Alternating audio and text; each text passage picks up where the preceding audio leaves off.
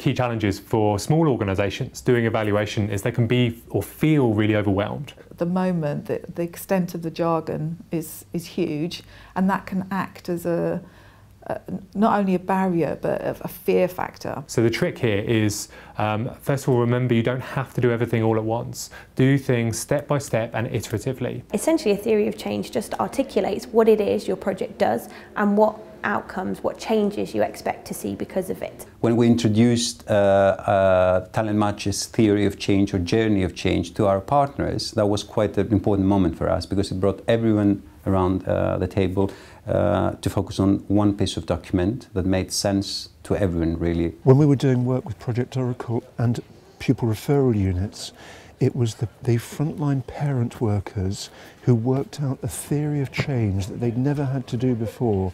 That just changed their thinking about how they were going to work with parents, how they needed to be as practitioners, and it helped the pupil referral units think much more effectively about what they were doing. Having to do a theory of change for our project was something that caused us a little headache to start with.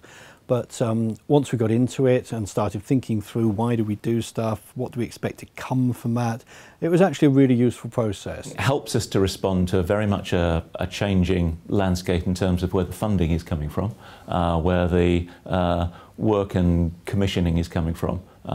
It's a lot more competitive now. The theory of change, it took a while to put together, and we've made sure to get really strong academic evidence in there, and it's really helpful for us to send out to funders, to commissioners, just to show people how serious we are about gathering the evidence. If you're interested as a charity in thinking about evaluating what you're doing, it might be really helpful to look at some of the previous research that's been done. So, for example, some of the studies that are available on gov.uk. It's about starting at the beginning and finding out where you are on that journey, starting small, constructing your theory of change, your logic model, being able to articulate that coherently and clearly and saying why you do what you do, and then starting to collect your evidence.